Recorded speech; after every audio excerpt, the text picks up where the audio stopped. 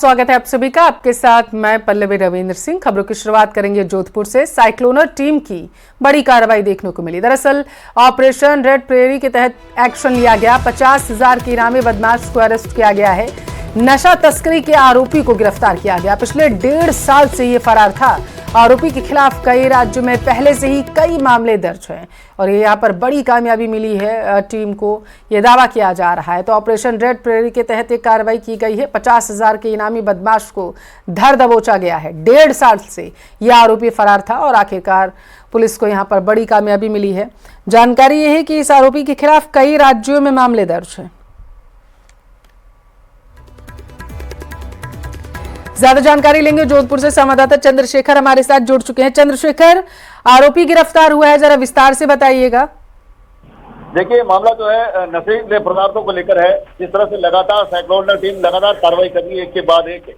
ये साइक्लोनर टीम की 98वीं कार्रवाई है जो सफलतापूर्वक पूरी की गई है। अगर बात करें तो जो भंडाराम था वो लंबे समय से फरार था और जो बड़ा मादक तस्करी का जो सरगना रहा, इसकी लगातार जो जांच की जा रही थी और अब साइक्लोनर टीम ने इसको दबोचा है। तो ये लगभग ये माना जा रहा है कि साइक्लोनर टीम लगातार एक के बाद एक, चाहे पेपर लीक माफिया हो या तस्कर हो या कोई जो अन्य फरार आरोपी है जिनका लंबे समय से इनामी आरोपियों की तलाश है, उनकी जो है लगातार धरपकड़ कर रही है। और इसी के तहत जो अब तक 98 ऐसे ऑपरेशन सफल हुए हैं जिनको चिन्हित करके एक के बाद एक कार्रवाई की जा रही है। और हर बार जो इस तरह के दुर्दांत बदमाश होते हैं उनको जो है सलाखों के पीछे धकेला जा रहा है। जी, ये लगातार पुलिस इसकी धरपकड़ के लिए दबिश दे रही थी या फिर मुखबिर की सूचना से इस सूचना मिली है? क्योंकि तस्वीरों में हम देख पा रहे हैं किसी लॉज की तस्वीरें ये लग रही हैं।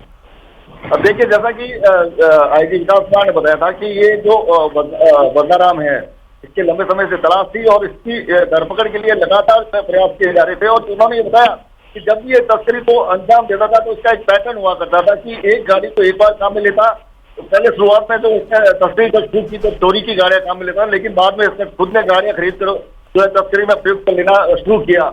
और एक बार तस्करी के बाद उस गाड़ी को का चेसिस नंबर और इंजन नंबर जो है हटाकर और उसे जो है सस्ते भावों में जो अन्य छोटे तस्करों को दे देता था।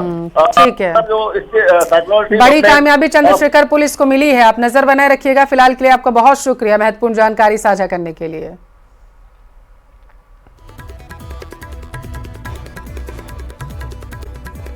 क्षेत्र के भांतिपुरा मोहल्ले में शराब की ठेके के विरोध में महिलाओं का विरोध लगातार जारी है। हनुमान जन्मोत्सव के दिन महिलाओं ने ढोल मजूरे के साथ ठेके के बाहर धरना दिया और भजन कीर्तन कर विरोध जताया गया। इससे पहले शुक्रवार को भी महिलाओं ने जोरदार प्रदर्शन किया, जिसके बाद शराब ठेकेदार ने कोतवाली थाने में महिलाओं के खिलाफ मामला दर्ज करवाया। इसके बावजूद शनिवार सुबह एक बार फिर से ठेका खोल दिया गया, जिससे मोहल्ले में आक्रोश है। स्थानीय लोगों का आरोप है कि मोहल्ले में स्कूल, मंदिर, मस्जिद होने के बावजूद भी यहाँ पर इस तरीके की दुकानें खोल दी गई हैं। शराब की दुकान खुली है, जिसके लिए हम कलेक्टर साहब को ज्ञापन दे आए थे। उन्होंने हमें आश्वासन भी दिया था। मौके तो नहीं मिले थे, लेकिन हमें आश्वासन दे दिया गया था। उसके बावजूद यहाँ पे ये दारू का ठेका खुला। हम लोग यहाँ पे आए तो दारू के ठेके वाले ने बजाय हमारी सुनने के ऊट पटांग बोलने लगे। शराब का ठेका यहाँ से हटना चाहिए, क्योंकि यहाँ लोग अच्छे लोग सब रहते हैं। रात को डर रहता है, बच्चियां निकल नहीं पाएंगी, औरतें निकल नहीं पाएंगी।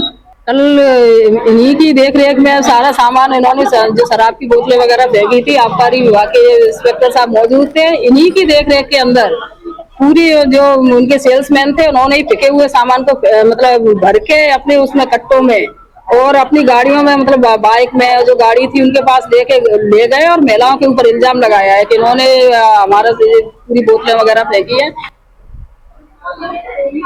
जहाँ की ये शिकायत लेके आए थे, वहाँ उनकी शिकायत को मद्देनजर रखते हुए तुरंत प्रभाव से दुकान को दूसरी जगह शिफ्ट किया गया और वहाँ लोकेशन लेकर के नियमानुसार पुलिस को संचालित किया। उसके बाद में दुकान संचालित होने के बाद में कल यहाँ के जो निवासी हैं कल फिर आए यहाँ पे दुकान में घुस करके तोड़-फोड़ जो की वो सेल्समैन के द्वारा कार्टून फेंके गए। देखिए, ये जांच का विषय है, लेकिन जब मैं आया था तब यहाँ पर बाहर शराब की पेटी वगैरह पड़ी हुई थी।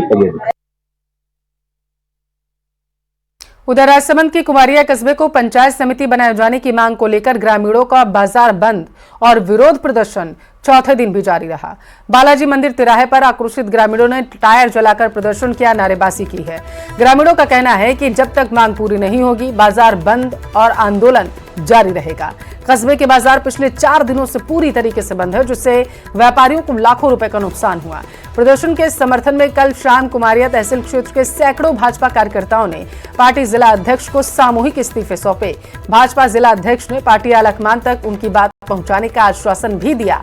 अब 15 अप्रैल को जिला मुख्यालय पर प्रदर्शन और ज्ञापन देने की घोषणा है।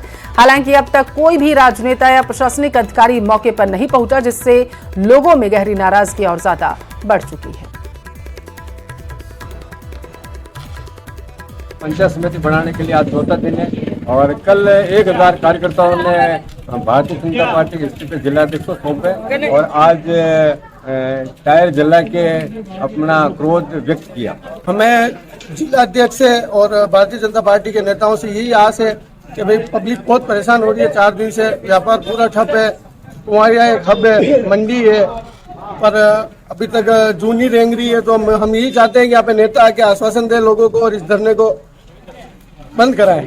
बनाने प्रस्तावित कराया तो उन्होंने उस चीज में गढ़बोर तहसील मुख्यालय है, गढ़बोर थाना है, उस चीज को देखते हुए मतलब उन्होंने गढ़बोर को पंचायत समिति प्रस्तावित कराया। हमारे स्थानीय विधायक महोदय ने नाम मालूम कुरेज में क्या देखा, जबकि कुमारिया में तहसील मुख्यालय है, कुमारिया 4 लाइन से जुड़ा हुआ है, कुमारिया ब्रॉडगेज लाइन से जुड़ा हुआ है और कुमारिया थाना भी है। ऐसी स्थिति में होते हुए भी उन्होंने कुरेज प्रस्तावित कैसे की, जिसका हम पुरजोर विरोध करते हैं। कुमारिया पंचायत जयपुर में फिर से शिव परिवार की मूर्तियां तोड़ी गई हैं। लालकोठी सब्जी मंडी सहकार मार्ग की यह घटना है। शिव मंदिर में 3 से 4 मूर्तियों को तोड़कर अलग कर दिया गया। स्थानीय निवासी मुकेश कुमार ने इसकी जानकारी पुलिस को दी। सूचना पर पुलिस मौके पर पहुंची। घटना स्थल पर पहुंचने के बाद मौका मुआयना जो है वो किया जा रहा है पुलिस की तरफ से। कि हम ग्राउंड जीरो पर पहुंच चुके हैं। फिलहाल यहाँ पर जहाँ ये पूरा मामला हुआ है लालकोठी सब्जी मंडी का इलाका है और आप मेरे पीछे देख सकते हैं कि यहाँ ये मंदिर परिसर है और यहाँ पर ये अंदर का नज़ारा है। पुलिस यहाँ पर इन्वेस्टिगेशन के लिए पहुँच गई है। बाकायदा तमाम पहलुओं को जांचा परखा जा रहा है। आसपास के सीसीटीवी फुटेज वगैरह से जो है वीडियो फुटेज जुटाए जा रहे हैं और जो तमाम जानकारियाँ हैं उन जानकारियों को लिया जा रहा है। जो मंदिर की देखभाल करते हैं, जो इस पूरे मंदिर को संभालते हैं, उन्होंने इस पूरे मामले की सूचना दी थी कि ये पूरा घटनाक्रम हुआ है। क्या पूरा मामला था, उनसे जानने की कोशिश करते हैं। सर, आपका नाम बताइए। देवेंद्र कुमार सैनी नाम है मेरा। देवेंद्र जी, क्या मामला है, किस तरह से पूरा मामला पेश? ये हमारा 100 साल पुराना पुश्तैनी मंदिर है जो सार्वजनिक लोगों के लिए खोल दिया गया है। इसमें 100 साल से हमारे द्वारा ही और लोगों के द्वारा ही इसकी देखभाल की जाती है। कल शाम को 4:30 बजे के लगभग कोई अज्ञात व्यक्ति आया और पूरे सिंह परिवार को खंडित करके चला गया।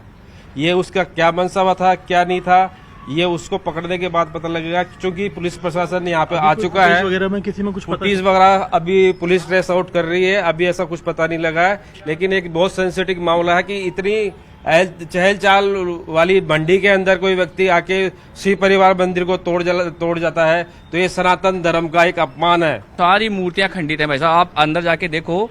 मतलब आज हनुमान जयंती है और हनुमान जयंती पे शंकर भगवान का या शिव परिवार का क्या हालत हो रही है सर, इससे बड़ी क्या दुर्दशा हो सकती है। यहाँ और जितने हर तरफ पूरा एरिया देखिए, सामने भी कैमरा लगा हुआ है। हाँ, सब जगह कैमरे से कवर है, तो इनकी कुछ फुटेज वगैरह में कुछ पता नहीं चला। पुलिस देख रही है, पर मैं आपको ये निवेदन कर रहा हूँ, पहले भी ये ठेले ठपाले थे ना, ये यहाँ लगे हुए थे और ये फिर बाहर लग गए। ये सब कार्रवाई है ना वो इन्हीं की है। इनके पास में आइडेंटिटी कार्ड भी नहीं है बोस। आज आप देखें ना, पुलिस अगर इनकी वेरीफाई करे ना, इनके पास आइडेंटिटी कार्ड ही नहीं है। ये कहाँ के हैं, क्या है। यहाँ पर एंट्री लेना कोई ऐसा मुश्किल काम नहीं, लेकिन बड़ी बात यह है कि इस तरह की घटना को अंजाम किसने दिया, क्या पूरा मामला है, ये पूरी जो है इन्वेस्टिगेशन के बाद ही सामने आएगा। क्योंकि अभी यहाँ पर जो है अलग अलग जगह से चीज़ें ली गई हैं और आप देख सकते हैं कि पूरा जो घटनाक्रम है उसको लेकर के लोग काफ़ी नाराज हैं और इस तरह की चीज़ें, इस तरह के धार्मिक त्योहार के मौके पर नहीं होनी चाहिए। देखिए, मूर्तियों को लेकर के जो है अभी यहाँ पर स्थिति यह है कि इन्हें पता नहीं है, क्योंकि कोई खंडित करके उन्हें अपने साथ में ले गया है। साथ में ले गया बिल्कुल, और मूर्तियों को बैग में रख के लेके गया हुआ है। पुलिस उसकी तलाश में जुटी हुई है, जैसे ही पता लगता है कार्रवाई की जाएगी उसके ऊपर। तो वहीं दूसरी तरफ कोटा के नयापुरा इलाके की बागवाले सरकारी स्कूल में जेल प्रहरी भर्ती परीक्षा के दौरान पुरुष अभ्यर्थियों की पैंट की जिप और हुक को भी हटवाया गया, जिसको लेकर परीक्षार्थी काफी परेशान हो गए। नयापुरा बाग स्कूल परीक्षा केंद्र में कई पुरुष अभ्यर्थी बताया जा रहा है पेट को लेकर के इधर से उधर भटकते हुए नजर आए। वो पैंट जो उनकी थी उससे वो बेहद परेशान हो गए थे। स्कूल के सामने ही मैकेनिक की दुकान पर अभ्यर्थियों ने अपने हुक और जिप को हटवाया। तो वहीं नगर निगम की ओर से संचालित आधुनिक शौचालय में महिला अभ्यर्थियों से ड्रेस चेंज करने के कर्मचारियों ने पैसे भी मांगे। शिकायत पर पुलिस मौके पर पहुंची। शौचालय कर्मचारियों को पैसे नहीं मांगने की हिदायत दी गई। कई अभ्यर्थी समय के बाद पहुंचे जिन्हें परीक्षा केंद्र में प्रवेश नहीं दिया गया।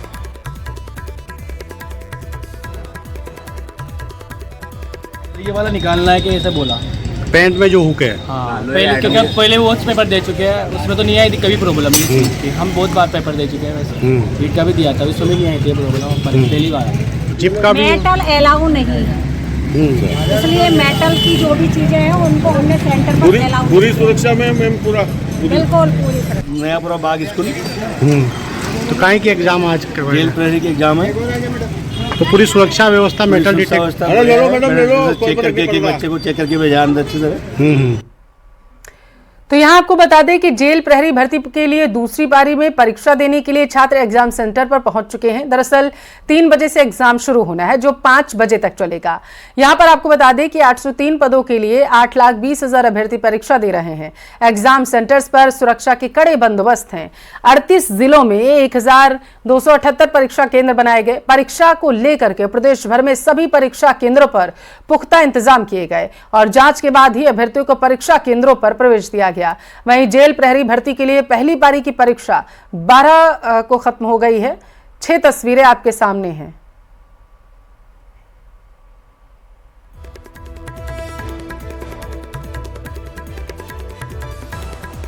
तो देखिए, बताया जा रहा था दरअसल 12 बजे के आसपास परीक्षा जो है वो खत्म हो गई थी और उसके बाद से दूसरी पारी की परीक्षा की तैयारियां प्रशासन ने करना शुरू कर दिया था। और ये 6 तस्वीरें सामने निकल कर आई हैं, किस तरीके से परीक्षार्थी जो हैं पहुंच रहे हैं सेंटर्स पर परीक्षा देने के लिए। उसको इन तस्वीरों से आप साफ तौर पर देख सकते हैं। कड़ी सुरक्षा की गई है, सुरक्षा के बंदोबस्त वहां पर किए गए हैं ताकि किसी भी तरीके से नकल पर लगाम लगाई जा सके। जयपुर, अजमेर, कोटा, चित्तौड़गढ़, भरतपुर, झुंझुनू से ये तस्वीर है।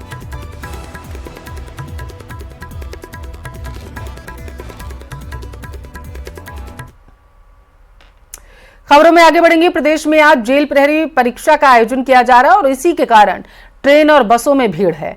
दौसा बस स्टैंड पर रोडवेज की बसों में भारी भीड़ देखने को मिल रही है। इस दौरान परीक्षार्थियों को अपने सेंटर तक पहुंचाने के लिए काफी परेशानी का सामना करना पड़ रहा है। जैसे ही रोडवेज की बस दौसा बस स्टैंड पर आकर रुकती है तो परीक्षार्थी बस में बैठने के लिए मशक्कत करते हुए नजर आए। इस दौरान बड़ी संख्या में परीक्षार्थियों की भीड़ होने के कारण बसों में कुछ एक परीक्षार्थी बैठ पाए, वहीं ज्यादातर परीक्षार्थी बस में नहीं बैठ पाए। ऐसे में आज परीक्षा होने के बाद बसों में भीड़ देखने को मिल रही है। के रानीबाड़ा में तकरीबन 2 महीने पहले एक परिवार लुटेरी दुल्हन का शिकार हुआ था, लेकिन सामाजिक इज्जत और शर्मिंदगी के चलते पुलिस में उसने शिकायत नहीं दर्ज करवाई थी। लेकिन अब खुलासा हुआ कि कैसे दलाल के चक्कर में आकर परिवार ठगा गया था।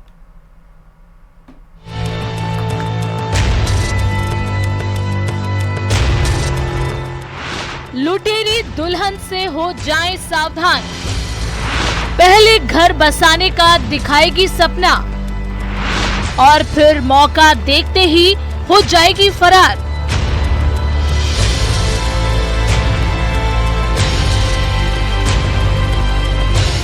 करीब 2 महीने पहले देवेंद्र जैन ने अपनी मां की देखभाल के लिए दूसरी शादी की थी, लेकिन क्या पता था कि घर बसाने का सपना देखना उनको काफी महंगा पड़ने वाला है। भीके खान नाम के दलाल को शादी कराने के लिए 3 लाख रुपए भी दिए, लेकिन शादी के अगले ही दिन दुल्हन उसी भीके खान के साथ फरार हो गई। इतना ही नहीं, घर में रखे 70,000 रुपए और 2 तोले की चेन भी साथ ले गई। मेरे घर पे झाड़ू ले रही थी, मैं बाहर गया हुआ था, मैं रिक्शा चलाता हूँ, मैं बाहर गया 4 बजे घर पे आया तो मेरी माँ को पूछा, मेरी बुढ़ी माँ है, मैंने उसको पूछा कि किधर है, तो वो बाहर झाड़ू ले रही है। मैं इधर आया, देखा इधर उधर छानबीन किया, लड़की मेरे को दिखी नहीं। मैंने आगे जाके स्कूल में जाके मारसा, मेरी स्कूल है बाजी में, घर के बाजी में, उधर जाके मैंने पूछा कि मार साहब कोई लड़की इधर से गई है, तो उसने मार साहब ने ऐसा बताया कि देवेंद्र भाई तुम्हारी ये औरत अभी 1 और 2 जन आके इनको गाड़ी में फटाफट आए, फटाफट बिठा के उनको लेके भाग गए। पीड़ित का आरोप है कि 5 फरवरी 2025 को दलाल भीखे खान काजल नाम की महिला को रानीबाड़ा खुर्द लेकर पहुंचा, शादी करवाने की बात कही और इसके लिए 5 लाख रुपए की मांग रखी। 3 लाख रुपए में सौदा तय हुआ। अगले ही दिन वो लड़की को लेकर उसके पास पहुंचा। पास के ही महादेव मंदिर में शादी हुई। उसी दौरान दलाल भीखे को 2,68,000 रुपए नकद और 20,000 रुपए ऑनलाइन ट्रांसफर किए गए। अगले दिन जब युवक की मां अकेली थी तो मौका पाकर दुल्हन दलाल भीखे खान को बुलाकर उसके साथ फरार हो गई। टोटल 3 लाख रुपया दिया है, 20,000 रुपया 21,000 रुपया गूगल पे फोन पे करवाया मैंने, उसने मेरे साथ में। अब मेरे साथ में आधार कार्ड भी डुप्लीकेट एक बनाया है, मेरी बच्ची के नाम से बनाया, मेरी बच्ची है, हालांकि भी है, उसकी आधार कार्ड दूसरा है, इसका आधार अलग है। मेरे नाम से देवेंद्र कुमार, पाल कुमारी देवेंद्र कुमार है, जैन के नाम से आधार कार्ड बना के ये लड़की को किधर भी जैन के एरिया में जाएगा, उधर जाके पूछेगा तो जैन की लड़की है तो 10-12 लाख रुपया कोई भी देता है, तो शादी तुरंत हो जाती है, 2-3 दिन 4 दिन लगता है, उसके बाद में सीधा लेके रवाना। दरअसल जालौर में इन दिनों शादी के नाम पर ठगी करने वाले गिरोह सक्रिय हैं, जो गांव के भोले भाले लोगों को शादी का झांसा देकर ठगते हैं। ऐसे में दुल्हन भी 1-2 दिन रुकने के बाद नकदी जेवर लेकर फरार हो जाती है। ठगों ने स्थानीय स्तर पर कई एजेंट भी बना रखे हैं, जो शादी की जरूरत वाले लोगों को फंसाते हैं और मोटी रकम ठग लेते हैं। वहीं दूसरी तरफ बदनामी के चलते लोग शिकायत करने से भी कतराते हैं। बहरहाल 2 महीने बाद ही सही पीड़ित ने शिकायत दर्ज कराई है और अब देखने वाली बात होगी कि पुलिस कब तक दलाल भीखे खान और लुटेरी दुल्हन को पकड़ती है। लेकिन ऐसे में उन लोगों को सावधान रहने की जरूरत है जो शादी के चक्कर में धोखे का शिकार हो रहे हैं। पीड़ित युवक है, उसकी एक बेटी भी है और उस बेटी के नाम से आधार कार्ड फर्जी इसी पते का बनाया गया, जिससे वो अपने अगले शिकार को फंसा सके और अपने अगले किसी लोगों को ठग सके। इस एड्रेस पे और इस पीड़ित की बेटी के नाम से आधार कार्ड बनाकर भी फर्जीवाड़ा किया गया है। ऐसे कई गिरोह जो हैं वो यहाँ पे संचालित है, लेकिन पुलिस की अभी गिरफ्त से काफी दूर है। कई ऐसी घटनाएं इस इलाके में हो चुकी हैं, लेकिन अभी तक इनके ऊपर और इस प्रकार के एजेंटों के गिरोह के ऊपर कार्रवाई नहीं हो पाई है। न्यूज़ 18 के लिए रेवाशंकर, जालोर। श्रीगंगानगर से बड़ी खबर है। रायसिंह नगर के व्यापारी को धमकी मिली है। विदेशी नंबर से व्हाट्सएप कॉल आया था। दरअसल कॉलर ने व्यापारी से 50 लाख की फिरौती मांगी है। धमकी के बाद व्यापारी को सुरक्षा दे दी गई है। पुलिस ने इसी के साथ जांच भी शुरू कर दी है। तो ये बड़ी खबर, रायसिंह नगर के एक व्यापारी को दरअसल धमकी मिली है जान से मारने की, और इस धमकी के बाद ही व्यापारी ने तुरंत ही शिकायत दर्ज करा दी। एक विदेशी नंबर से व्यापारी के अनुसार उसे व्हाट्सएप कॉल आया था। व्हाट्सएप कॉल के जरिए उससे 50 लाख की फिरौती मांगी गई। फिरौती मांगने के साथ ही जैसे ही उसने मामले की सूचना पुलिस को दी तो पुलिस ने जांच शुरू कर दी है और सुरक्षा जो है व्यापारी की वो बढ़ा दी गई है। श्रीगंगानगर से ये बड़ी खबर है। रायसिंह नगर के एक व्यापारी को धमकी मिली है, 50 लाख रुपए की फिरौती मांगी गई उससे।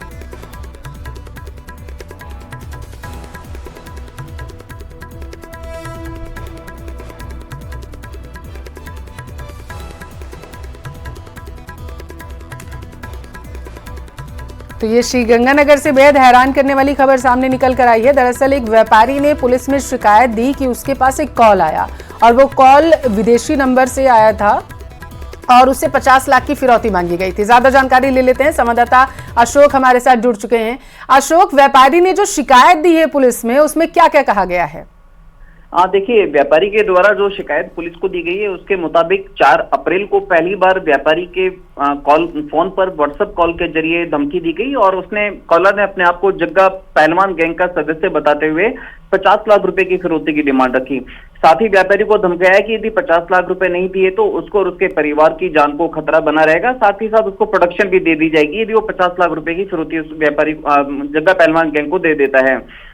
लगातार कॉल आते रहे। 8 तारीख को फिर दोबारा कॉल आया, तब जाकर व्यापारी ने इस पूरे मामले की जानकारी पुलिस को दी और फिलहाल पुलिस के द्वारा इस पूरे मामले की जांच पड़ताल शुरू करते हुए व्यापारी और उसके परिवार को पुलिस सुरक्षा उपलब्ध करा दी है और संभवतः पुलिस के द्वारा इस मामले में एक कदम आगे बढ़ाते हुए कुछ संदिग्ध लोगों को डिटेन करने की भी जानकारी सामने आ रही है। फिलहाल पुलिस पूरे इस मामले की जानकारी में जांच पड़ताल में जुटी हुई है। जी ठीक है, बहुत शुक्रिया अशोक आपका जानकारी पहुंचाने के लिए। नजर बनाए रखना इस पर।